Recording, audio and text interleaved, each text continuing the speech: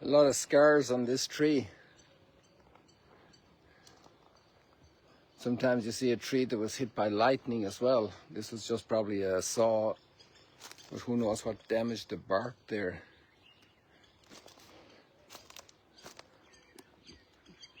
A lot of scars. A lot of storms. The troubles of life.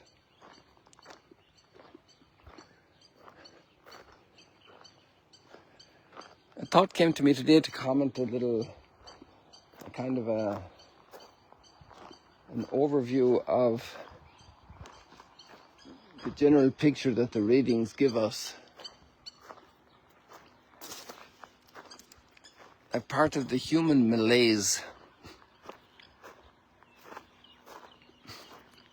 of society, of our lives, of reality.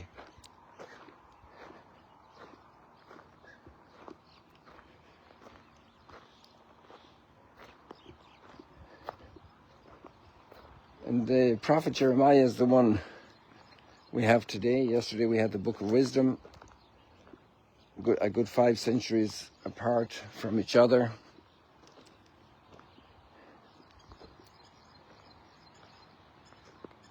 And you know, even let's say for people who are completely secular, agnostic or atheist, I think there's a great message in the whole reality of Holy Week. All the themes of injustice. And then the themes, these people, I forgot to disconnect the Wi-Fi. Hey Carrie, and a couple of different Marys and Marie. A lot of people around there, around the world. It's amazing how we can get connected up like this. So we're just going to kind of a general reflection. You can do your own personal reflection on each of the texts and the verses that touch your heart. But in the life that we live,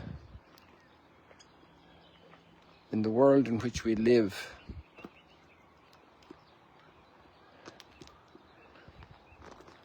there's kind of something we have to budget.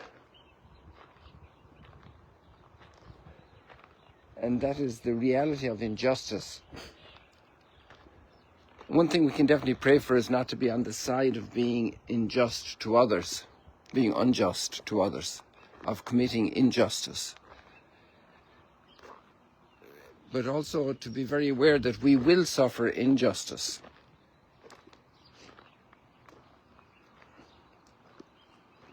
It's impossible to think that we'll be in such a glass house, such a bunker, that we won't have problems in our world. And that's going to happen in different levels. It can happen within the family, at work, in every society, because of the dysfunctionality of humanity. Of each person has a weakness, a weak point. And we're going to have to live with it and deal with it. And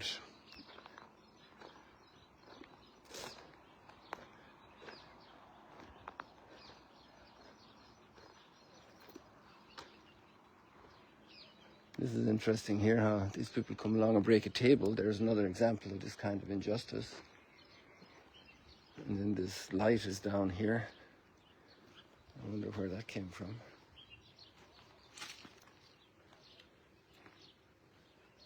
And then a bunch of bottles left over here. It's really an injustice for people to come along and do that, you know.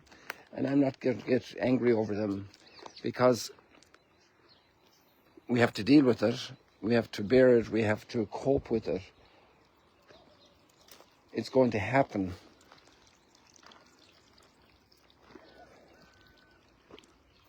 And then how do we grow ourselves? How do we grow? How do we develop? How do we respond the way we respond to injustice? And we know it. And that's what's here in Jeremiah, and it's also in the gospel story. I knew their plot because the Lord informed me. At that time, O Lord, you showed me their doings.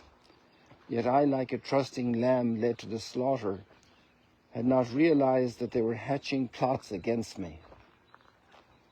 And that's something we can pray for not to do, that we will never hatch plots against another person, even those who do most damage to us. We do need to plan how to curtail the negative impact of the damage and how to build bridges so that we can reconcile. Maybe for various reasons people have a grudge against me, against us, against our group, against our activity, against our society.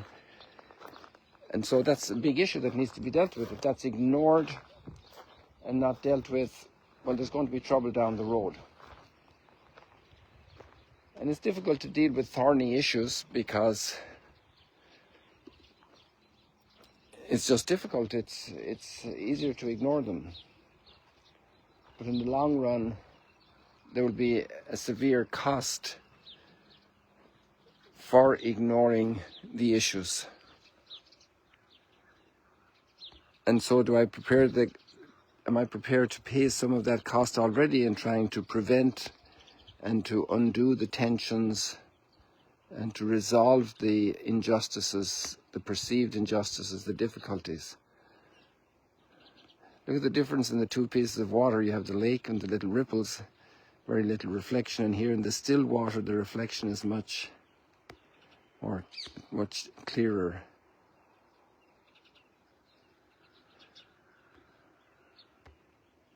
Maybe we also need to create those kind of spaces where we can see things and when we reflect on things in serenity, in stillness, without the turbulence of our anger, without the turbulence of a plan to revenge.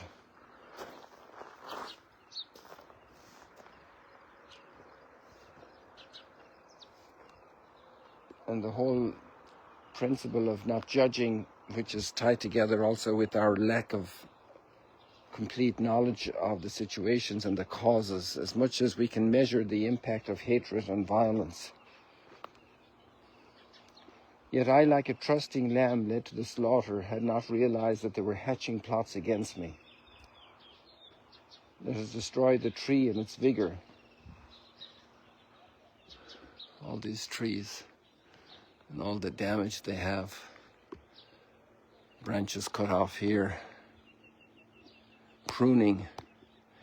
Maybe that's a great image to bring into the whole story, is that parable of the pruning to bear more fruit, because there's a bigger gardener above our lives, way transcending our little things of the day and the hour and the minute and the second.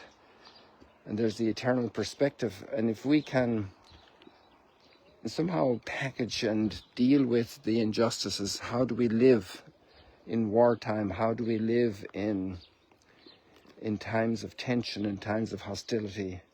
How do we protect the serenity of our heart so that we can have reflections true to reality, and especially true to the divine reality? And the meaning of led to the slaughter in Jeremiah is like a lamb led to the slaughter, unknowingly what was going on. In the case of Jesus, it's a very different story. He actually knows, and he's telling the disciples, we're going this direction.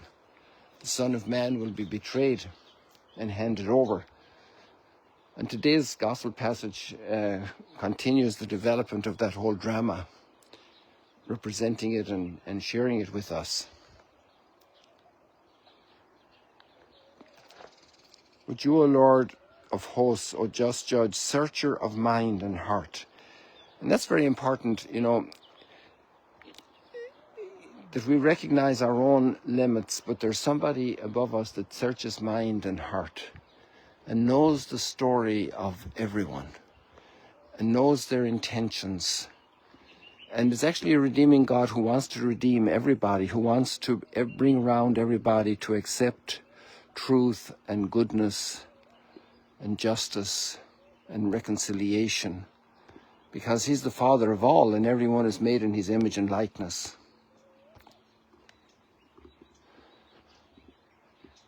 Do good to those who hate you, pray for those who persecute you.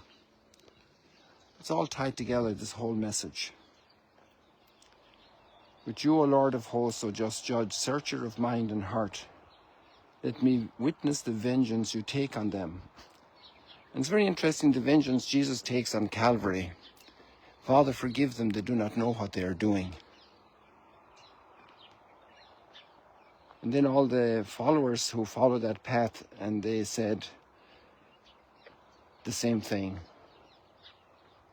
Do not hold the sin against them.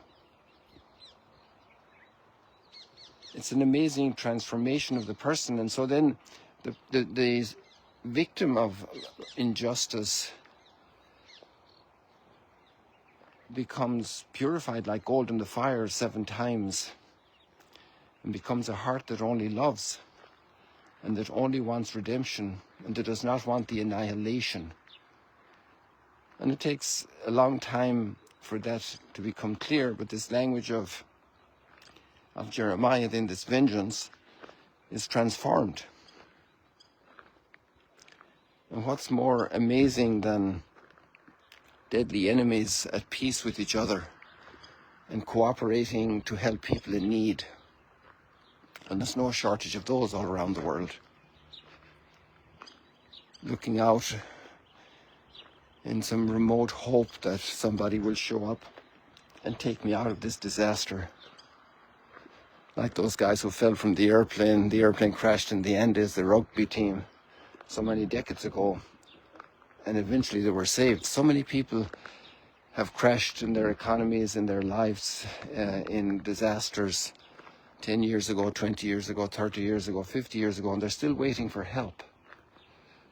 And all of us who are developing the biggest technologies, smartest technologies, so expensive technologies to wipe each other out, if we could reconcile and come to their aid, the aid of all those who are crushed under the weight of so many injustices, so many sufferings, so many needs, so many bankruptcies.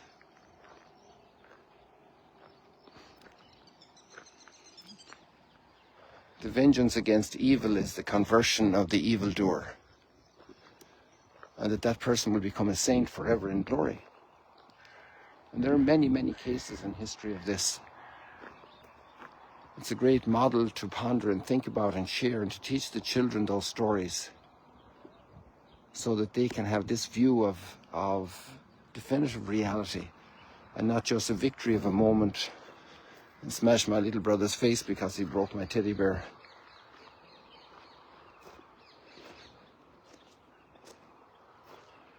This is a society that we can have, and it's not lost. It may be deeply damaged, or there may be serious setbacks. That even causes those who engage for the right to rise up with greater heroism and greater dedication and greater magnificence. Magnificence is a wonderful word. Magna are great deeds, and facere to do. Magnificence is doing great deeds. Magnanimity is to have a great anima, a great soul. Magnanimous, to be able to open our hearts and our souls in a marvelously noble way. Magnanimous. And then magnificent, to do great things, marvelous things, glorious things. And then we're not on our own.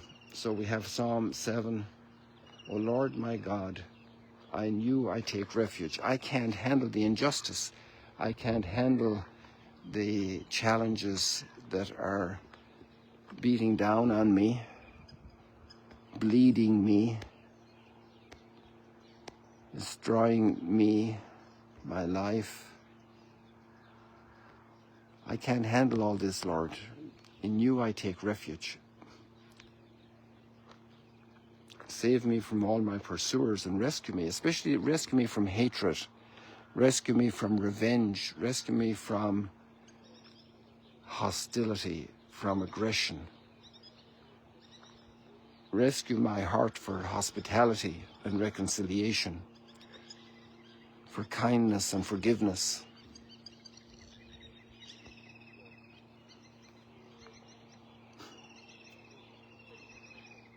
lest I become like the lion's prey, to be torn to pieces in hatreds, in depressions,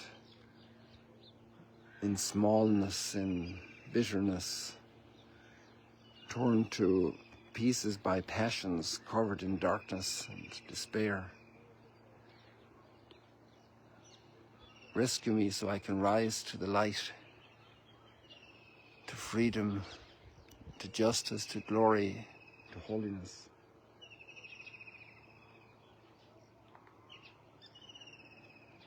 And see, Nicodemus is in there in the group of decision makers, and he raises questions. He's not able to stop the train the way it's going, but he stands out as a great light in darkness, in dark, clouded mind. We need to pray for people in leadership that are taking decisions about other people's lives, that their hearts will be open to light from all the clouds that cover their minds, that they can discover the immense beauty and treasure that every person is. The unborn child, the Down syndrome, the end-of-life patient. Nicodemus has the courage to speak up, and he says, does our law condemn a man before it first hears him and finds out what he is doing? But they are clouded, and they say, sure, there's no prophet coming from Galilee. He can't come from there. It's amazing how it's easy to find excuses to pursue a course of hatred, of destruction. Let us be free of that. Let us ask for the grace to be free of that. Let us pray for all those making serious decisions and evaluations and that seem and smack of truth, that smack of justice, but are actually very, very far from the true reality that's seen from on high. People, God bless you. See you later, alligators.